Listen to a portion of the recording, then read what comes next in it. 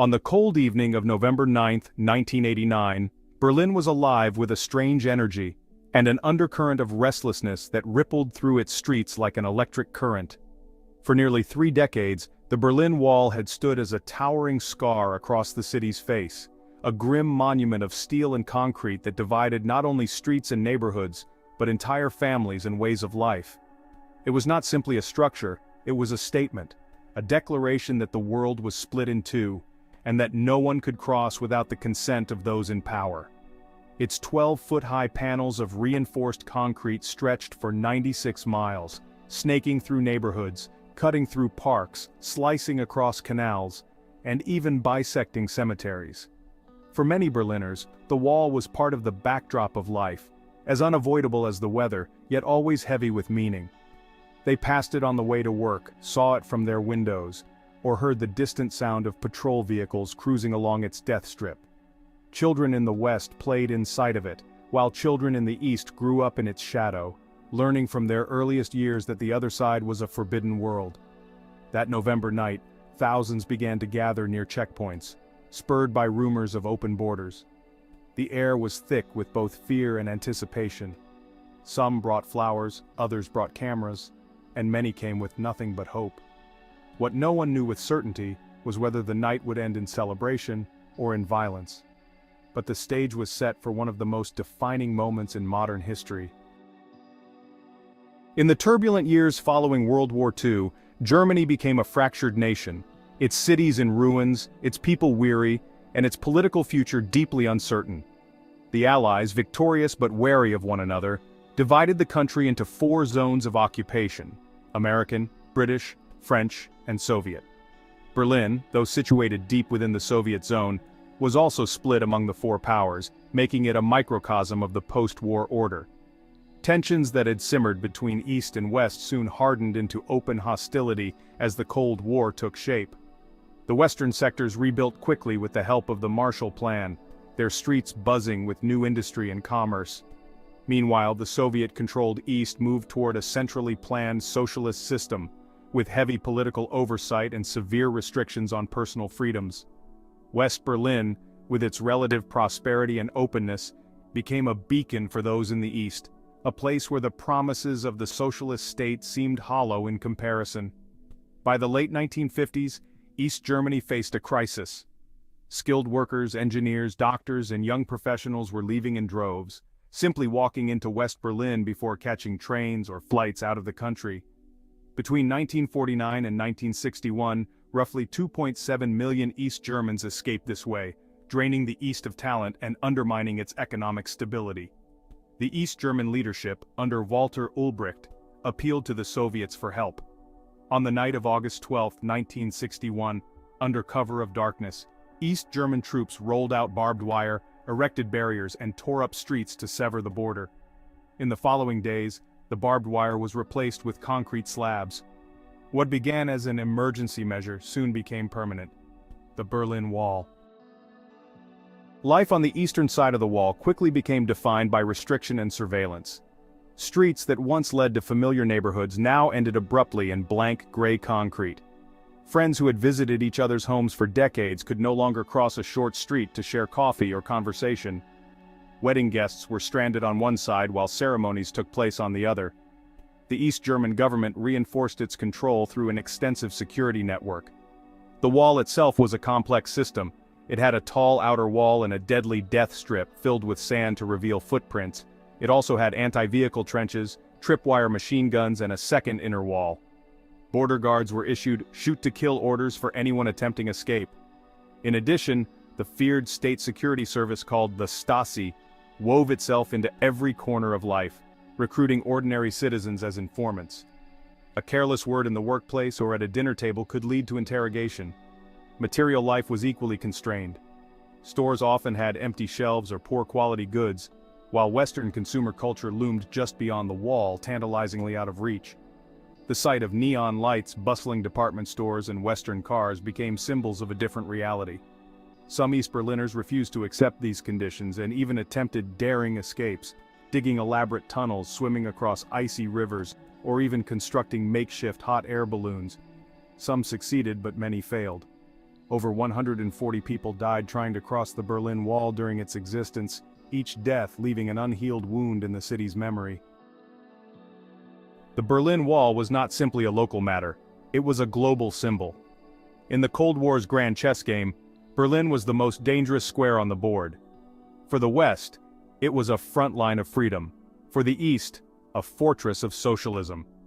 The wall embodied the phrase coined by Winston Churchill in 1946, the Iron Curtain. It was here that global leaders staged some of their most dramatic political theater. In 1963, President John F. Kennedy visited West Berlin and declared to a crowd of hundreds of thousands, "Ich bin ein Berliner," signaling America's solidarity with a city cut in two. A generation later, in 1987, Ronald Reagan stood at the Brandenburg Gate, and with the wall behind him called out, "Mr. Gorbachev, tear down this wall." These moments were more than speeches. They were ideological declarations aimed at both sides of the divide. The wall was also a flashpoint for crises.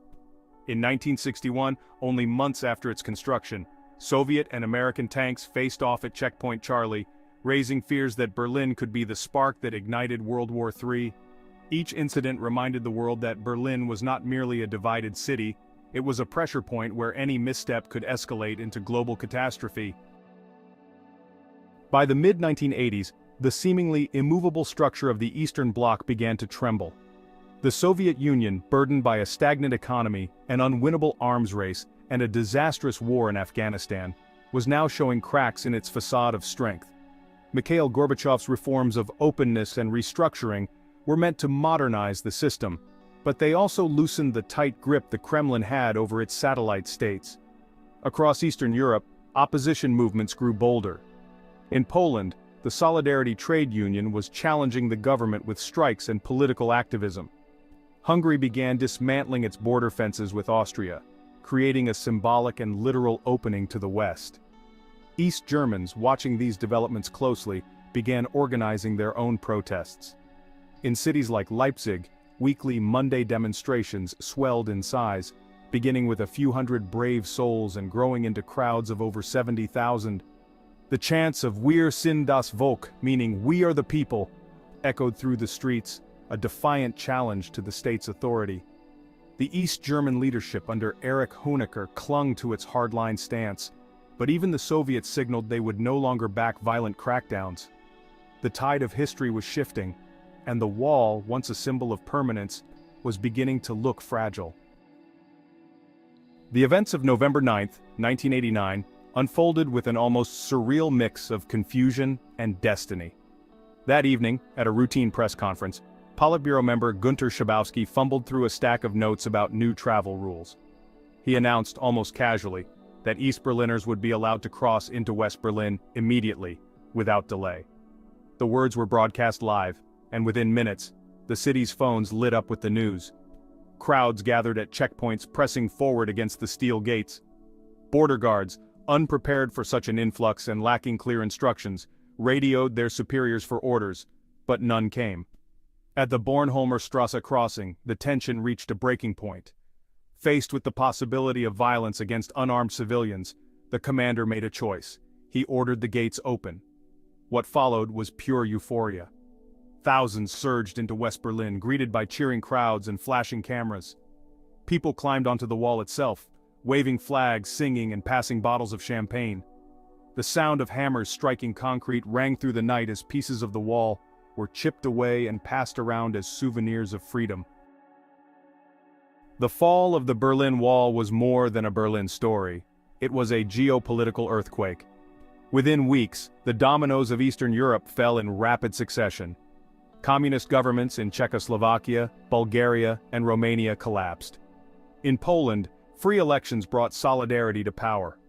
The Cold War, once thought unending, was unraveling at breathtaking speed.